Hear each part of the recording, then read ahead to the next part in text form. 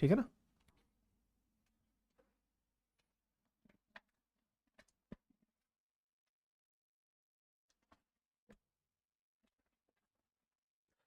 नमस्कार साथियों, स्वागत है आप सभी का आपकी अपनी पाठशाला पर। मैं हूं अंकित अवस्थी, आप हैं मेरे साथ में आज यूरोपियंस के भारत आगमन के सत्र में एक और कदम आगे बढ़ने के लिए। और आज के सेशन में हमारी चर्चा होने वाली है डेनिश आगमन पर। डेनिश आगमन बोले तो डेनमार्क के लोगों का जो आगमन है उसके बारे में आज हम चर्चा करेंगे, लेकिन बहुत ब्रीफ चर्चा है।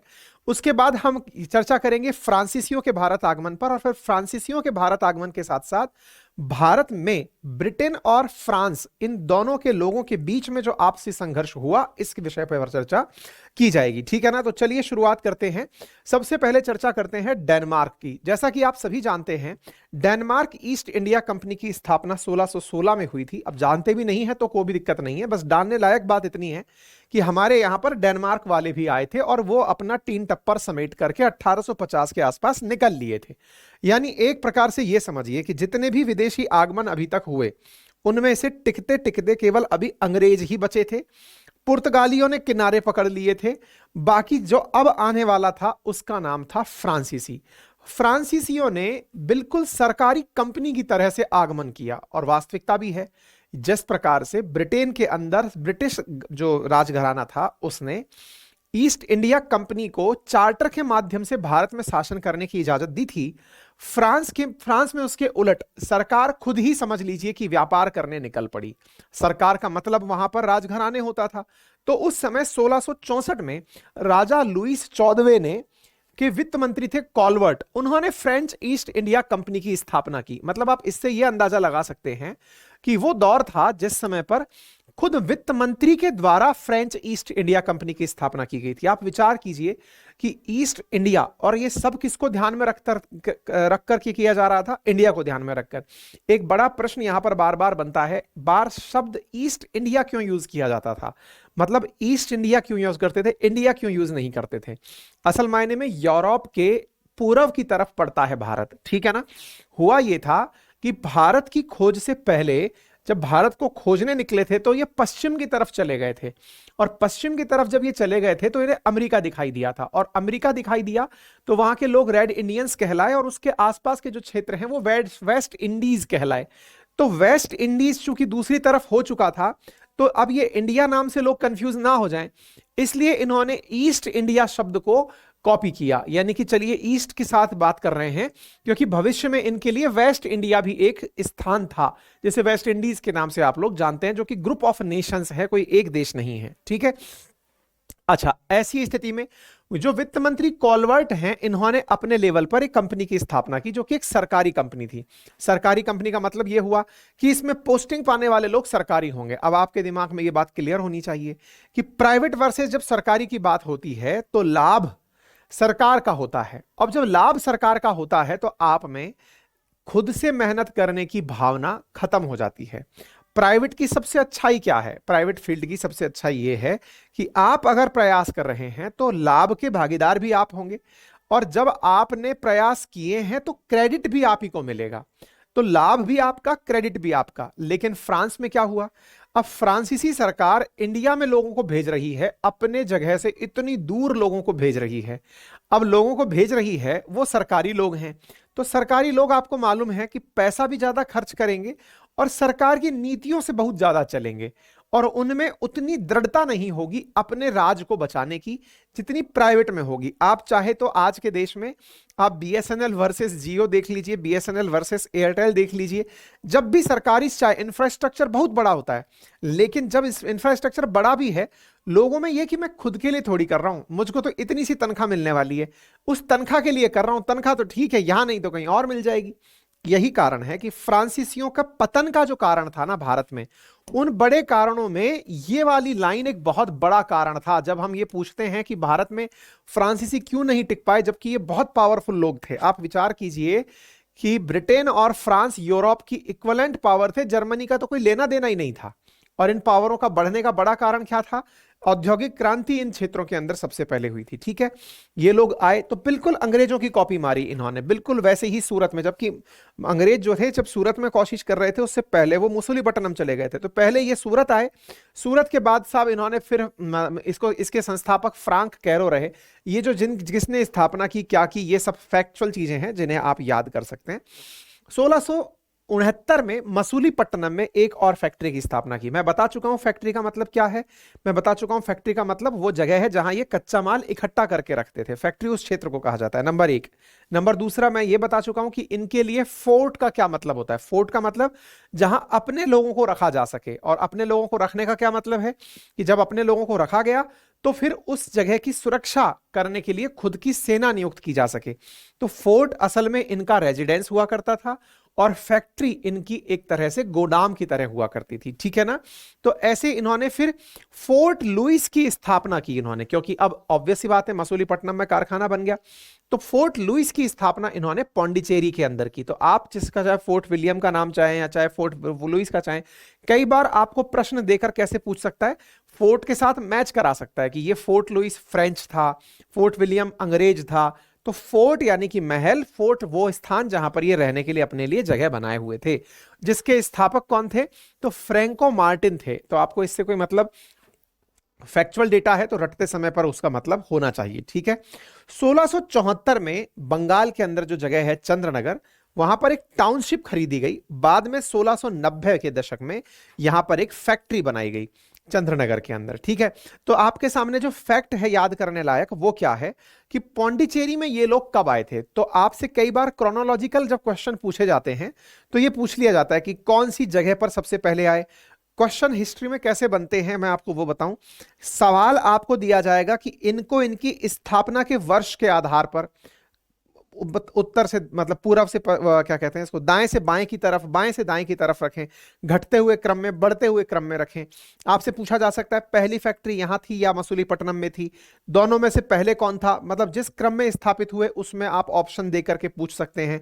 यानी इकलौते इस पेज में से आप कई प्रश्न बना सकते हैं, है ना, कि उस समय कौन राजा हुआ करता था फ्रांस का, फ्रांस के राजा कौन थे, कंपनी सरकारी थी, फ्रांसीसियों के फेल होने का कारण क्या था, वगैरह वगैरह। आप कई प्रश्न यहां से खोल करके बना सकते हैं। लेकिन आपको जो सबसे ज्यादा पता रहने वाली चीज है, क्यों, क्योंकि पौंडीचेरी पर इन लोगों का लंबे समय तक राज रहा था, है ना। तो पौंडीचेरी इनका वो क्षेत्र था जब भारत में ब्रिटिशर्स का शासन था, उस समय भी पैरेलली गोवा में पुर्तगालियों का और पौंडीचेरी में फ्रांसीसियों का शासन चल रहा था। इस वजह से ये चीज आपको हमेशा ध्यान रखनी है, पौंडीचेरी इसी कारण से आज भी बहुत ज्यादा मायने रखती है। ठीक है, अब क्या हुआ क्योंकि दोनों लोग चल के एक ही जगह से आए थे, और जब ये दोनों लोग एक ही जगह से चल के आए थे, यूरोप से चल के आए थे फ्रांसीसी और ब्रिटिशर्स, तो दोनों के बीच में संघर्ष भी खूब हुआ करता था। किस बात का, वर्चस्व का संघर्ष, कि कौन बड़ा कौन छोटा। दोनों के मोटिव एकदम क्लियर थे, सबको एकदम एक मतलब कमर्शियल प्रॉफिट्स चाहिए थे। तो ऐसी स्थिति में टाइम के साथ साथ यहां पर शुरू होता है कर्नाटक वॉर। कर्नाटक वॉर क्या है, पहले इसको समझने का प्रयास करते हैं। जब आप भारत के मैप को ध्यान से देखते हैं तो कोरोमंडल का तट मैप के अंदर दिखाया जाता है। जरा कमेंट बॉक्स में एक बार बता दीजिए कि कोरोमंडल का तट किस क्षेत्र को कहा जाता है। कमेंट बॉक्स में अगर आप बता सकते हैं तो फिर मैं आपको आगे ले चलूंगा। तो अंग्रेजों ने, कमेंट बॉक्स में बताइए फटाफट, मैं आपको देख रहा हूं। हाँ जी, तो अब बड़ा सवाल यह है कि साहब इन लोगों ने भारत में अपना प्रभुत्व बढ़ाना था। अब बढ़ाने के लिए इनके पास विकल्प क्या थे, विकल्प थे कि भारत में ऑलरेडी बैठे हुए मुगल्स को, भारत के अंदर जो रीजनल लेवल पर बैठी हुई ताकतें हैं उनको, और तीसरा जो ब्रिटिशर्स यहां पैर पसार चुके हैं इनको, इन सबको अगर साइडलाइन किया जाए तब जाकर के भारत पर फ्रांसीसियों का शासन हो सकता है। मैं अगेन आपको बताना चाहूंगा, फ्रांसीसी बड़े इंटेलिजेंट लोग थे, बहुत समझदार, पैसे वाले, सब कुछ थे।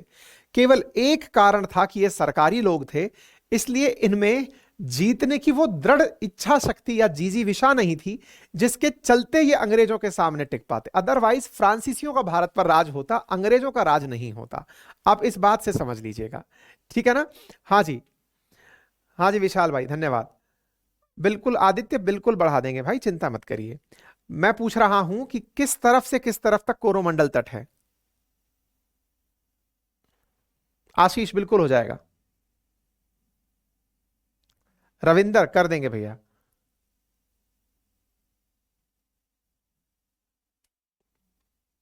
हाँ जी, कोई बताएगा?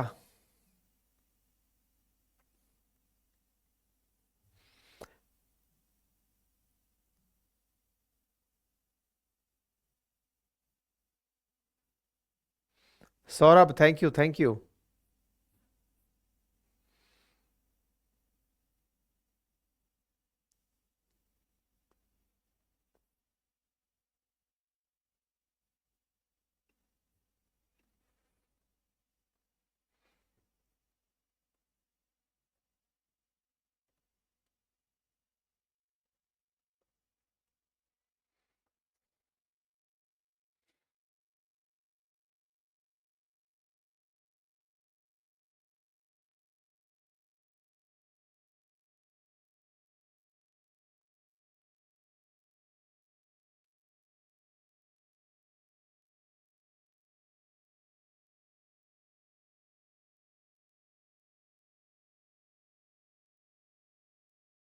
हाँ जी,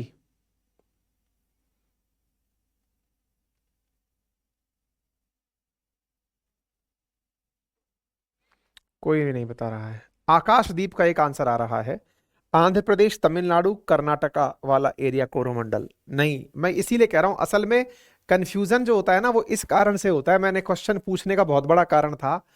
कर्नाटक जो है वो पड़ता है गोवा के नीचे, ठीक है, लेकिन कोरोमंडल जो तट है वो पड़ता है आपके पूर्वी किनारे की तरफ। पूर्वी किनारे का मतलब क्या हुआ, कृष्णा नदी से लेकर कन्याकुमारी के बीच में। मैं इसलिए मैंने कहा एक बार के लिए पूछ ले, क्वेश्चन में कई बार पूछ ले जाता है। कार्नेटिक वॉर, तो होता क्या था कि कार्नेटिक वॉर असल में कोरोमंडल तट के लिए लड़ी गई लड़ाई थी, जिस तरफ पौंडीचेरी वाला जो क्षेत्र था ना उस तरफ के लिए लड़ी गई लड़ाई थी, ठीक है। आंध्रा वाला जो क्षेत्र है, आंध्रा तमिलनाडु वाला जो कोस्ट है, वहां के लिए लड़ी गई लड़ाई थी, ठीक है। हाँ, तो हुआ क्या ना, तो यहां पर अब ये कार्नेटिक वॉर के अंदर बड़ा इंटरेस्टिंग शब्द है, कर्नाटका शब्द का उपयोग क्यों किया गया, क्योंकि उस क्षेत्र का विस्तार कर्नाटक था, कर्नाटक था तक था। तो इसका मतलब यह हुआ कि इन्होंने कर्नाटक के लिए लड़ाई नहीं लड़ी थी, उस क्षेत्र के कारण इसका नाम, कि उस क्षेत्र में पूरे की पूरे कोरोमंडल तट से लेकर कर्नाटक के क्षेत्र में जो युद्ध लड़े गए थे वो कार्नेटिक वॉर कहलाए थे, ठीक है। अच्छा, इसी बीच में एक कंपनी और घुसी थी जिसका नाम स्वीडिश कंपनी थी, लेकिन वो कंपनी बाद में चाइना चली गई, चाइना के साथ ही व्यापार उन्होंने किया। अब आज का जो सबसे इंपॉर्टेंट जो टाइटल है दैट इज कार्नेटिक वॉर। अंग्रेजों की और फ्रांसीसियों की भारत में जो लड़ाई है वो कार्नेटिक वॉर कहलाती है। कार्नेटिक शब्द कर्नाटक से आया, लेकिन कर्नाटक उस समय कोई राज्य नहीं हुआ करता था। कोरोमंडल तट के कारण इस चीज को कार्नेटिक वॉर के रूप में राजनीतिक संघर्ष के अंदर जो स्थितियां बनी थी उसके कारण से इसको जाना जाता है, ठीक है ना। तो हमारा टाइटल क्या बनकर के आया, कर्नाटक युद्ध क्या था। तो जब डेनमार्क की कंपनियां भारत से चली गई, डेनमार्क 1850 के आसपास निकल लिया था, ब्रिटिश और भारत के अंदर फ्रांसीसी ही केवल बड़ी कंपनियां रही और इनको पर्याप्त मतलब व्यापार के एक अधिकार प्राप्त थे, मतलब इन लोगों के पास अच्छा स्पेस था काम करने के लिए। उनमें व्यापारिक प्रतिस्पर्धा और राजनीतिक संघर्ष होना स्वाभाविक था। जब भी कोई बड़ी कंपनी होती है, आज लोग भिड़ाते भिड़ाते अडानी और अंबानी को भिड़ा ही देते हैं कि अडानी ने अभी तक अंबानी के क्षेत्र में पैर नहीं रखा है, अगर हो गया तो दोनों ही आपस में भिड़ जाएंगे। इन प्रतियोगिताओं के कारण दोनों कंपनियों के बीच 3 युद्ध हुए, ये सबसे इंपॉर्टेंट है, जिन्हें कर्नाटक युद्ध के नाम से जाना जाता है, ठीक है साहब। अच्छा, तो अब ये इंटरेस्टिंग जो बात है ना वो क्या है कि फ्रांसीसी और अंग्रेज भारत में लड़ाई लड़ लिए। क्यों लड़ लिए, क्योंकि वर्चस्व की लड़ाई है, बड़ा कौन है। बड़ा क्यों है, क्योंकि सबको अपना क्षेत्र बड़ा करना है, क्योंकि कच्चा माल जिसके पास जितना ज्यादा होगा वो यूरोप में जाकर उतना बढ़िया प्रोडक्शन कर पाएगा, और उतना बढ़िया प्रोडक्शन होगा तो फिर उसका सर्वाइवल ऑफ द फिटेस्ट चलता रहेगा। तो सबसे पहले निकल कर आया प्रथम कर्नाटक युद्ध। अब प्रथम कर्नाटक युद्ध की कहानी बड़ी रोचक है।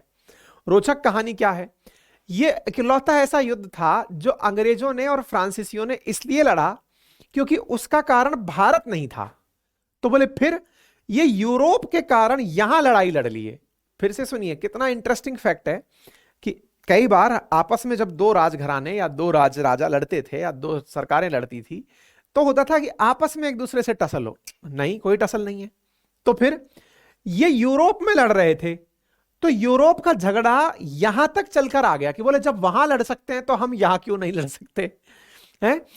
यूरोप के अंदर एक देश है जिसका नाम ऑस्ट्रिया है, उस पर किसका शासन हो, इसको लेकर के अंग्रेज और फ्रांसीसियों के बीच में लड़ाइयां चल रही थी। इसी बीच में अंग्रेजी सेना ने कुछ फ्रांसीसी जहाजों पर कब्जा कर लिया। तो अब जब ऑस्ट्रिया के ऊपर कब्जा करने, ऑस्ट्रेलिया नहीं है ये, ऑस्ट्रिया जिसकी राजधानी वियना, तो ऑस्ट्रिया के चक्कर में ये लड़ाई चल रही थी कि उस पर कब्जा कौन करेगा। लेकिन इसी बीच में जहाज कुछ अंग्रेजों ने फ्रांसीसियों के पकड़ लिए। तो ऐसी स्थिति में बोले अब तो साहब ये डायरेक्ट हो गया है मामला। तो डायरेक्ट हो गया तो जहां तहां जो युद्ध लड़ा गया कि साहब यहां भी लड़ेंगे यहां भी लड़ेंगे, तो इंडिया में भी यह युद्ध लड़ा गया। तो इसका कारण इंडियन कारण नहीं था। प्रथम कर्नाटक युद्ध जो 1746 से लेकर के 1748 के बीच में चला, उसका कारण भारतीय कारण नहीं था, कारण उसका विदेशी कारण था, लड़ा यहां गया। इसके अंतर्गत सेंट थोमे का युद्ध हुआ। कई बार आपसे ये युद्ध पूछ लिए जाते हैं, कई बार युद्धों को मतलब कई इंपॉर्टेंट युद्धों में शामिल है, जैसे प्लासी और बक्सर। ऐसे ही सेंट थोमे का युद्ध हुआ जिसमें नवाब अनवरुद्दीन जो कि कर्नाटक के थे, उनको हराकर फ्रांसीसी लोग विजयी हुए थे। फ्रांसीसियों ने यह युद्ध जीत लिया था क्योंकि अनवरुद्दीन को अंग्रेज समर्थन दे रहे थे कि आप युद्ध लड़िए। तो अगर कोई पूछे कि अंग्रेजों और फ्रांसीसियों में डायरेक्ट हुआ था, नहीं नहीं, अंग्रेजों ने पीठ पर हाथ रख रखा था अनवरुद्दीन के कि जाओ और फ्रांसीसियों से युद्ध लड़ो, ठीक है। इसके बाद में एक्स ला शैपेल, ये इंडिया में नहीं है, यूरोपियन सिटी है, वहां पर जाकर एक संधि हुई जिसके बाद यह युद्ध समाप्त हुआ और ऑस्ट्रियाई उत्तराधिकार का युद्ध समाप्त हुआ कि भाई अब नहीं लड़ेंगे। इसके महतहत मद्रास अंग्रेजों को दिया गया और अमेरिका का लुइसबर्ग फ्रांसीसियों को लौटा दिया गया। अब आप सोचिए, आप और हम लड़ रहे हैं यहां पर, यहां सौदे अमेरिका के हो रहे हैं, फ्रांसीसी और अंग्रेज लड़ रहे हैं कि अमेरिका का जो लुइसबर्ग क्षेत्र है वो किसका होगा। इस प्रकार से अमेरिका का लुइसबर्ग फ्रांसीसियों को लौटा दिया कि ये रखो तुम अपने पास, इधर मद्रास अंग्रेजों को दे दिया गया। यानी इनके लिए जो क्षेत्र थे, इन पर अपने राजा लोग बैठकर केवल ये सोचते ही रह गए होंगे कि यार इन्होंने तो पूरी की पूरी देश को या पूरे पूरे राज्यों को अपने लिए यूनिट बना लिया है, ये मेरा ये तेरा, चल साइड में हटा ले। तो यहां पर लेन देन वाली प्रक्रिया हुई। तो पहला युद्ध, फर्स्ट कार्नेटिक वॉर जो था, वो अंग्रेजों ने लड़ा जरूर था लेकिन इनडायरेक्टली लड़ा। पहला ऑस्ट्रिया के कारण लड़ा और इसके अंदर जब समझौते हुए तो एक्स-ला-चैपेल की संधि हुई और उस एक्स-ला-चैपेल की संधि के अंदर अंग्रेजों को मद्रास दे दिया गया और अमेरिका का लुइसबर्ग स्थान फ्रांसीसियों को दे दिया गया। यह प्रथम कर्नाटक युद्ध था, ठीक है। अब मैं आपको यदि यह बताने लगूं कि कैसे कैसे हुआ था, क्या किसने तार चलाया था, किसने किसको भड़काया था, कौन किससे मिल गया था, ये सब चीजें जानने का ना तो आपको अभी समय है, और अगर आपको वाकई में ये सब चीजें जाननी है तो मैंने आपको कुछ चीजें बताई हैं। जैसे मैंने एक किताब सजेस्ट की थी स्पेक्ट्रम नाम से, आप निकाल करके उसमें से इसे डिटेल में पढ़ सकते हैं। और अगर आपका यूपीएससी ऑप्शनल है तो आप जरूर पढ़ें, यूपीएससी के अंदर आप और यूपीएससी की तैयारी कर रहे हैं तो जरूर पढ़ें। तो जो भी ये फाउंडेशन लेवल का कोर्स है, जिसमें मैंने आपसे कहा कि एनसीईआरटी का लेवल जो हम लोग टच करते हैं, साथ ही साथ जो वनडे एग्जामिनेशंस हैं, स्टेट के जो एग्जामिनेशंस हैं, उनके लिए जो महत्वपूर्ण टाइटल्स हैं उन्हें हम यहाँ कवर करते हैं, उनके लिए यह जानकारी पर्याप्त है। अगर आप इतना लिख के आ जाएंगे तो फुल ऑन फुल आपके जो नंबर चाहिए, बेस्ट जो मार्क्स चाहिए, वो आपको प्राप्त होंगे। अब चलते हैं द्वितीय कर्नाटक युद्ध के अंदर। जैसे ही पहला खत्म हुआ, दूसरे की शुरुआत हो गई। अच्छा, अपने केस में क्या होता था, इंडिया में जितने भी युद्ध सुने और पढ़े जाते हैं उसके अंदर यह होता था कि साहब युद्ध हुआ, कल युद्ध खत्म हो गया, या फिर 2 दिन चला, 10 दिन चला, 15 दिन चला। इनके युद्ध कई कई साल चलते थे। जैसे वर्ल्ड वॉर के केस में कई लोग तो अभी भी यही कह रहे हैं कि अभी वर्ल्ड वॉर 3 हुआ नहीं है, लेकिन भविष्य में संभव है कि वर्ल्ड वॉर 3 इसी रशिया यूक्रेन को मानते हुए, रशिया यूक्रेन हो गया, हमास इजराइल हो गया, यमन अमेरिका हो गया, पाकिस्तान ईरान हो गया, हर देश कहीं ना कहीं किसी ना किसी मोर्चे पे झगड़ रहा है। और ऐसी स्थिति में कोई ना कोई किसी के साथ है। जैसे रूस और चाइना लगभग एक साथ हो लिए हैं, अमेरिका इजराइल एक साथ हो लिए हैं, पूरा यूरोप एक साथ हो लिया है, हम लोग अभी तटस्थ हैं, हो सकता है बीच में कहीं भी किसी तरफ डुल जाएं, कहीं भी मुल जाएं। तो ऐसी स्थिति में अचानक पता चले पूरा दुनिया ही युद्ध के अंदर इन्वॉल्व हो गया। तो युद्ध एकदम शुरू नहीं होता, युद्ध तो हो रखे हैं, उनको कंबाइंड करके कहा जाता है कि यह विश्व युद्ध था। तो हो सकता है अभी already we are in world war 3, हमें पता भी ना हो, है ना, क्योंकि डायरेक्टली इनडायरेक्टली नाटो ने रूस पे आक्रमण करने के लिए ही तो यूक्रेन का साथ दिया था। तो ये हो सकता है कभी भविष्य में वर्ल्ड वॉर 3 कहलाए। इधर चाइना ताइवान शुरू हो जाए तो पूरा पूरा वर्ल्ड वॉर 3 कहला जाएगा। ऐसे ही द्वितीय कर्नाटक युद्ध लंबे समय तक चला, जिसका भारतीय रियासतों में, जिसका मतलब बड़ा कारण अब यहां पर जाकर के भारतीय रियासतों का इन्वॉल्वमेंट शुरू हुआ था। तो पहला युद्ध भारत के कारण नहीं था, ठीक है। 1739 में अंबर की लड़ाई में अनवरुद्दीन, ये रहा अनवरुद्दीन, जिसको कि हराया गया था अंग्रेजों द्वारा, जो फ्रांसीसियों के द्वारा, अनवरुद्दीन। और 1750 में हैदराबाद की लड़ाई में नासिरगंज भी मारा गया। मतलब यह हुआ कि वो अनवरुद्दीन जो पहले हारा था वो दोबारा आया कि मैं युद्ध लड़ूंगा। इधर बीच में हैदराबाद भी एंट्री कर गया।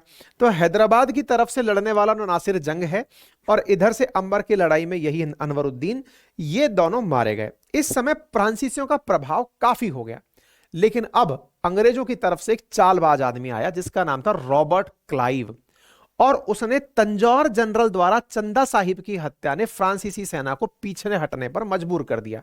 अब वो यहां आकर के डिवाइड एंड रूल की पॉलिसी अपनाना शुरू कर दिया।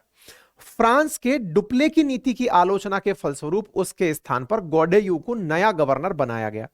असल में क्या था, ये जो डुप्ले की नीति जिसको कहा जाता है, बाद में कहा जाता है कि अंग्रेजों ने इसी की नीति को कॉपी किया था। ये बड़ा इंटेलिजेंट आदमी था, लेकिन फ्रांसीसियों ने इसको हटवा दिया था। ये जो लोगों को सहायता करके, वेलेजली की सहायक संधि पढ़ेंगे अपन आगे चलकर, जिसमें बताएंगे कि अंग्रेजों ने बहुत सारे राजघरानों से ये कहा था कि आप हमारे साथ रहो, हम आपको सुरक्षा देंगे। ये असल में डुप्ले की ही नीति थी, और डुप्ले की नीति को कॉपी वेलेजली ने बाद में किया। अंग्रेजों ने ये मान करके कि अब इसको तो भगा दिया गया। क्यों? क्योंकि इनको फ्रांसीसी सरकार का समर्थन प्राप्त नहीं था। सरकारी नौकरी में क्या होता है, सरकारी नौकरी में ट्रांसफर्स होते हैं। तो यहां से डुप्ले को अगर हटाया गया तो इसका मतलब ये नहीं था कि उसको हटा के उसको कहीं और पोस्टिंग दे दी गई कि तुम्हारी पोस्टिंग फलानी जगह चली गई। तो फ्रांसीसी जब भारत में संघर्ष कर रहे थे ना, तो कोई एक स्पष्ट आदमी उनका संघर्ष नहीं कर रहा था, ट्रांसफर पोस्टिंग बहुत हुआ करती थी। जबकि अंग्रेजों के केस में जो यहां आया वो लंबे समय तक टिका कि हाँ भाई, उसको एक बहुत सारा उद्देश्य देकर भेजा गया है, आप ये काम करके ही, काम के लिए आप आए हो। तो यहां पर द्वितीय कर्नाटक युद्ध के अंदर कौन किसकी तरफ से लड़ा, आप ये याद रखने की आवश्यकता नहीं है। केवल बस इतना सा याद रखिए कि पांडिचेरी की मतलब संधि हुई और उसके बाद में युद्ध समाप्त हो गया। युद्ध में ऑब्वियस सी बात है, कोई हारेगा कोई जीतेगा, लेकिन अब दो बातें स्पष्ट हो चुकी थी। दुनिया को यह समझ में आ चुका था कि फ्रांसीसियों की बहुत बड़ी सेना को अनुशासित सेना के द्वारा हराया जा सकता है। सेकेंड कार्नेटिक वॉर का जो सबसे बड़ा लेसन लिया गया था वो ये था कि फ्रांसीसियों की सबसे बड़ी कमी जनता के सामने उजागर हो गई। युद्ध के बीच में ही डुप्ले को हटा दिया जाना, रॉबर्ट क्लाइव ने अपनी छोटी सी टुकड़ी के दम पर लोगों को भड़का करके युद्ध में हरा देना, भारतीयों के अंदर जो डली हुई फूट है ये उजागर हो गई। राजघरानों के द्वारा जो सेनाएं तैयार की हुई थी ये आधुनिक संसाधनों के लिए ट्रेंड नहीं थी। अंग्रेजों को यह बात भी पता चल गई। यानी एक प्रकार से यह समझिए कि अंग्रेजों को सेकंड कार्नेटिक वॉर से बहुत कुछ सीखने को मिला। यही सीख इनको प्लासी और बक्सर में काम दे गई। अभी इस युद्ध के माध्यम से ये जान लिए कि जो यहाँ के राजे महाराजे हैं ये केवल बयान वीर हैं, केवल बयान देते हैं, करते कुछ नहीं है।